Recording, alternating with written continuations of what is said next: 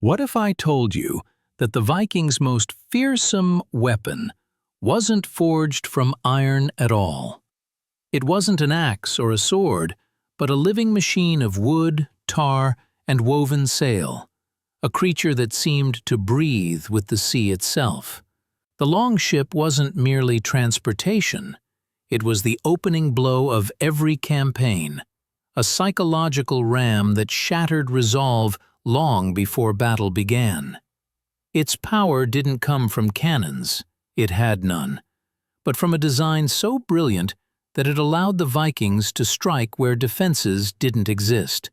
Watch until the end, and you'll learn how the ship's structure shaped Viking warfare, why they rarely relied on battering rams as we imagine them today, and how they transformed an entire fleet into a single drifting stronghold.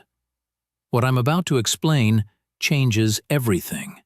A Viking attack began far earlier than the first warrior stepping onto land.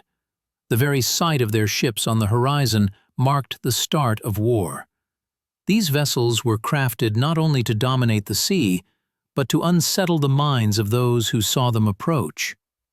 Picture a calm morning in a coastal village. The mist thins, and a dark outline materializes within it, silent, gliding. It isn't merely a boat, it is a beast with a carved dragon or serpent lifting its head toward the shore. Many of these figureheads were gilded, shimmering like eyes in the fog, promising ruin without a word. One prow appeared, then another, then 10, then 50. A squadron of long ships cutting forward in perfect formation was enough to freeze any resistance. It signaled wealth, discipline, and ambition, unmistakable proof that whoever commanded this fleet meant business. The Vikings understood the power of this display. The figureheads weren't ornamentation, they signified the leader's status and the might of his warriors. They were crafted to terrify not only people, but even the spirits believed to guard each coastline. These ships were built for speed and silence. When rowed, a longship could skim across the water almost soundlessly, appearing out of nowhere, often before dawn or under the cover of night, leaving defenders little time to react. Their bright sails, sometimes patterned with stripes or decorated with symbols, served a dual purpose. They announced the fleet's identity to allies and delivered a stark warning to enemies. They functioned like mobile banners, broadcasting the presence of a formidable force. The ship's long, slender shape made it seem alive as it moved through the waves. It didn't battle the sea, it flowed with it. This harmony made it unsettling to people whose lives were rooted on land. The warriors standing aboard completed the spectacle. Shield rows hung along the ship's sides, forming what looked like a continuous barrier of wood and iron. It was a visual declaration of discipline and readiness. The sight was so striking that medieval chroniclers often described the longship as if it were a mythical creature. It became an icon of its age, a manifestation of dread toward the northern raiders. Thus, long before the clash of steel, the Viking ship had already accomplished its mission, sowing fear, shaking confidence, and weakening morale. Tell me, which element do you find most intimidating? The snarling dragon heads, the suddenness of their arrival, or the wall of shields lining the hull?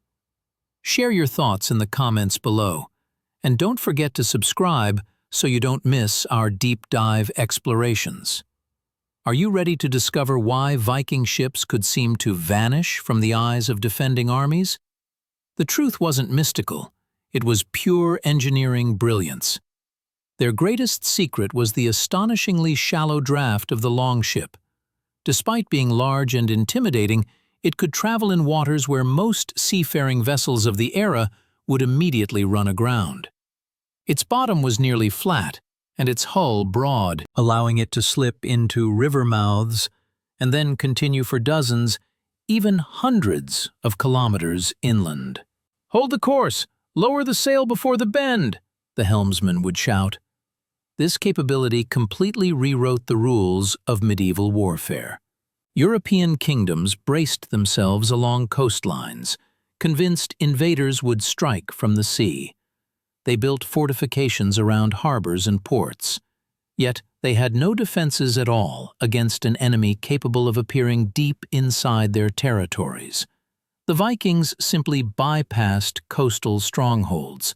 They landed wherever they wished, along forested banks, on muddy river edges, or in marshlands. No beach was safe. No river could guarantee protection. The design also made these ships perfect for ambushes. A fleet could glide into a narrow, wooded river and vanish within the landscape, waiting for traders or patrols to drift into their trap. The longships didn't fight the scenery, they blended into it. Stealth was further amplified by speed and agility. If an ambush failed or the enemy detected them, the Vikings could reverse direction instantly, rowing swiftly against the current or wind, something heavier European vessels had no chance of matching. This tactic evolved into what was known as strandhugg, short, lightning-fast raids meant to seize plunder, terrify local rulers, and demonstrate dominance. The longship acted as both the means of attack and the escape route. "We return wealthy today. Row for open waters, faster!" a captain might command. The Vikings possessed an intimate knowledge of geography and natural conditions. They timed their movements with tides, used fog as cover, and exploited shallow channels.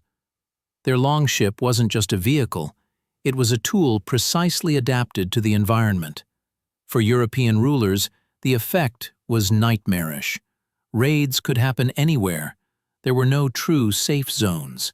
Entire river systems, Rhine, Seine, Thames, and beyond, became high-speed highways for Viking forces. The ship's clinker-built hull, with overlapping planks, gave it flexibility and toughness.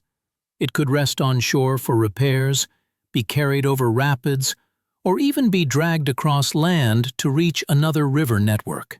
But what happened when Viking fleets clashed with one another in open water?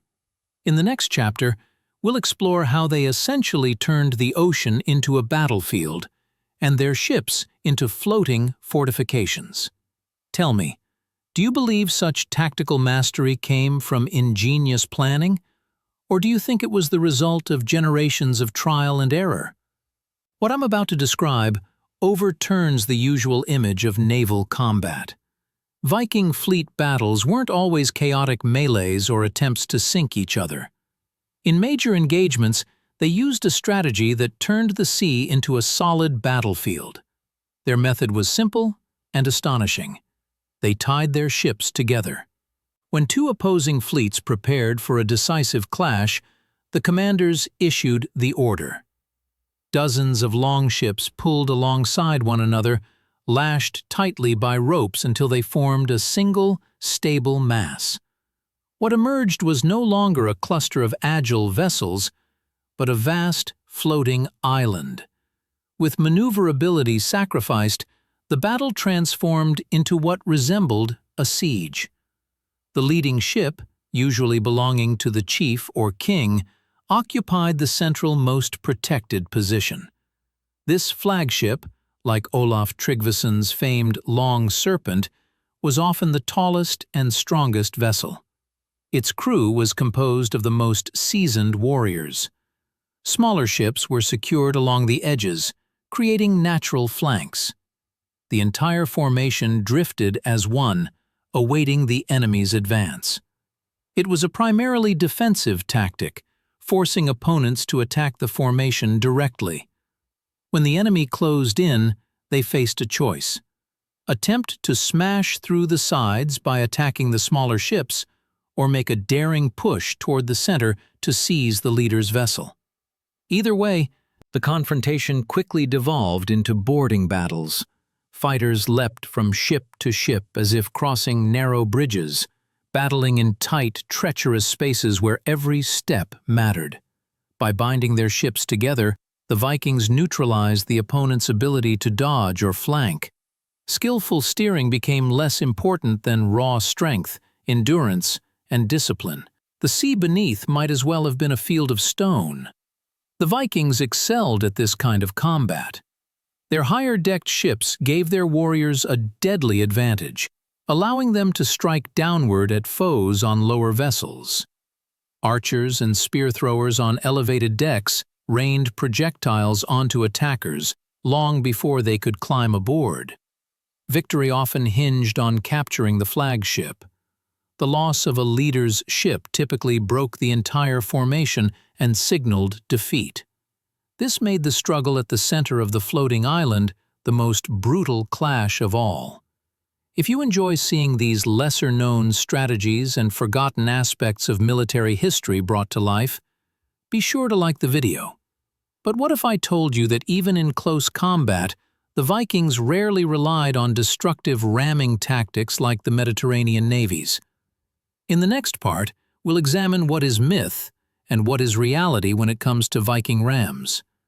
Tell me, how challenging do you think it was to control a longship amid the chaos of such battles?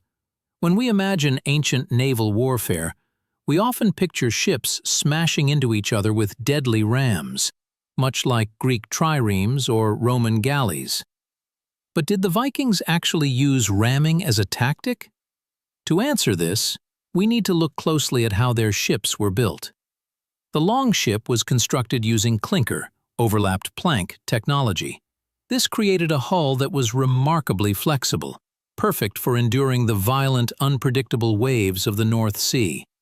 The ship didn't resist the water, it flexed with it, absorbing the force of storms and ice. But that same flexibility made it entirely unsuited for ramming.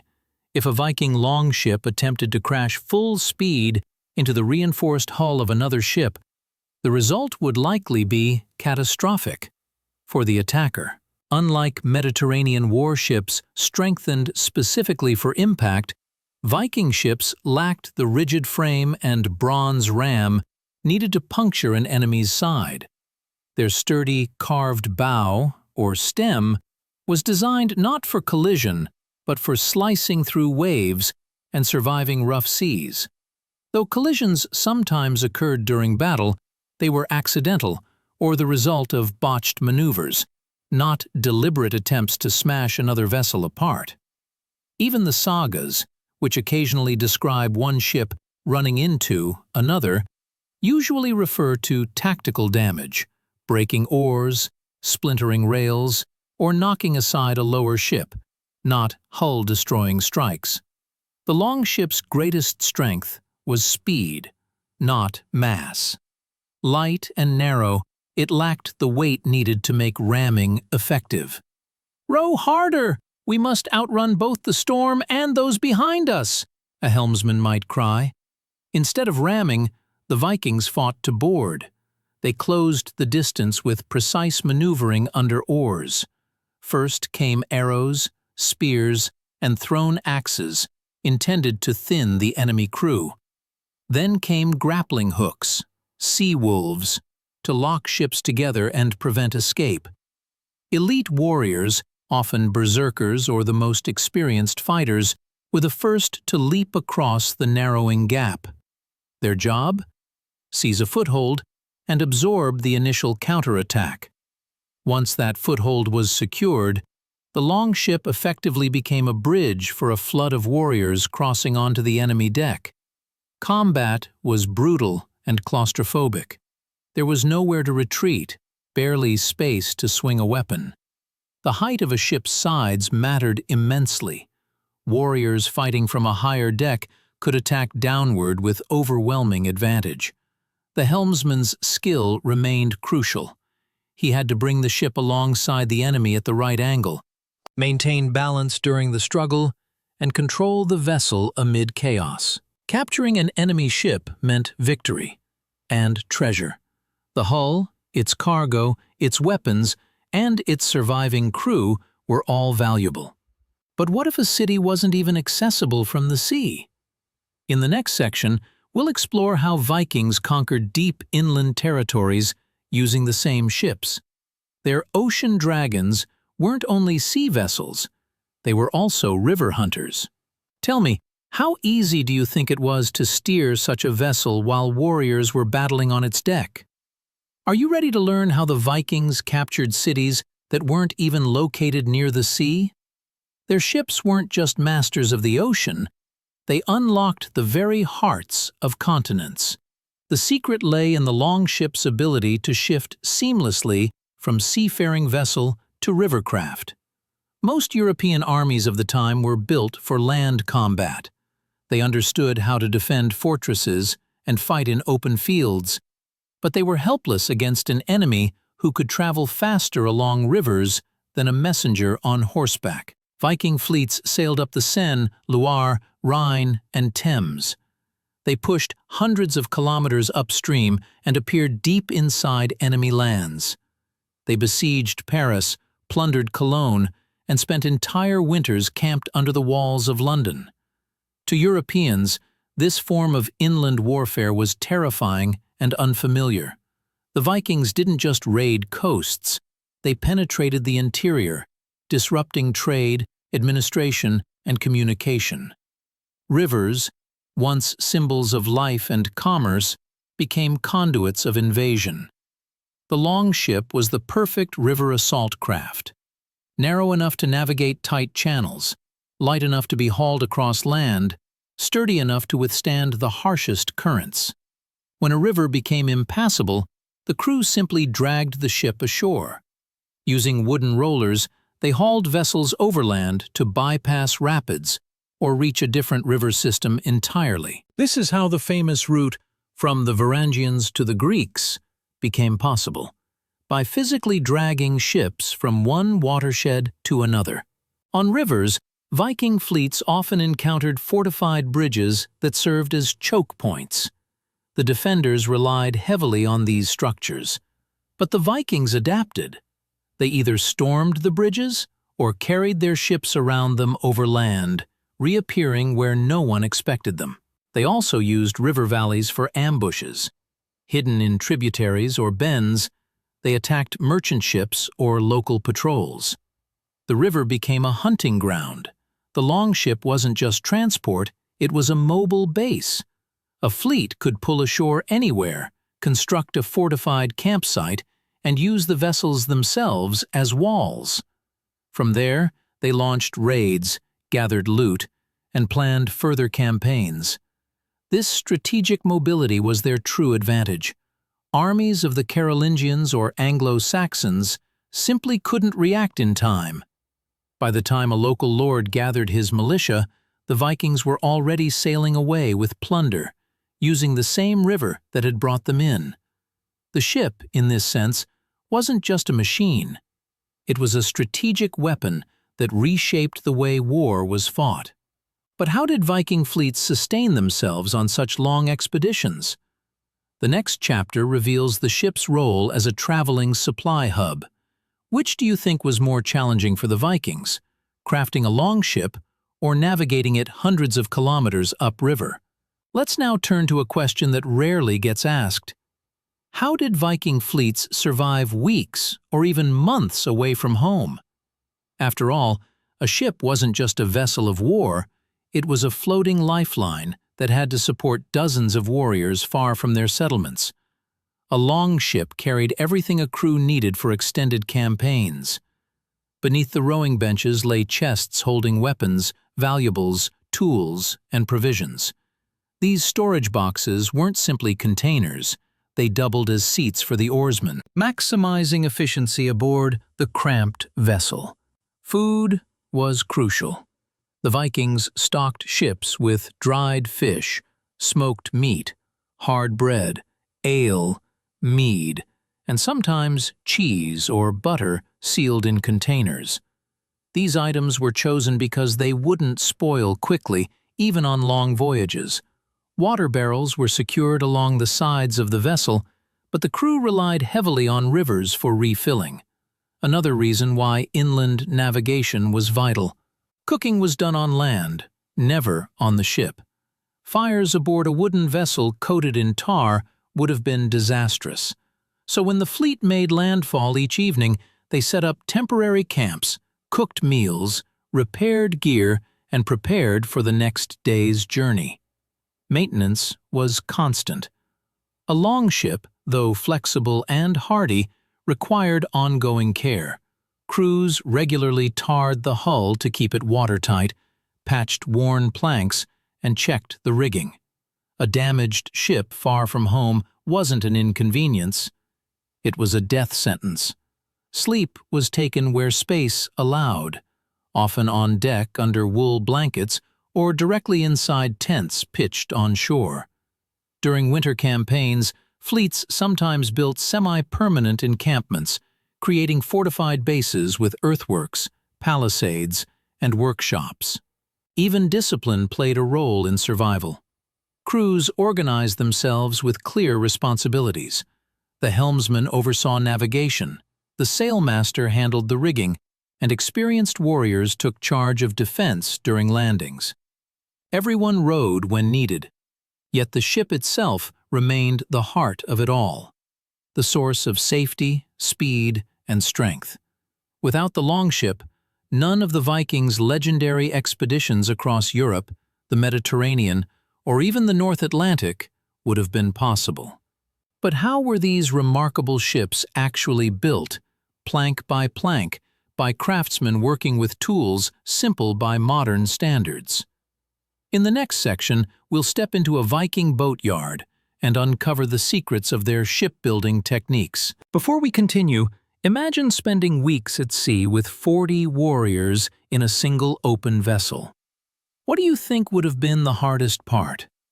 If you're fascinated by the world of longships, warriors, and forgotten kingdoms, don't sail off just yet. Subscribe to The Viking Saga and join our crew. New episodes arrive with the force of a northern storm.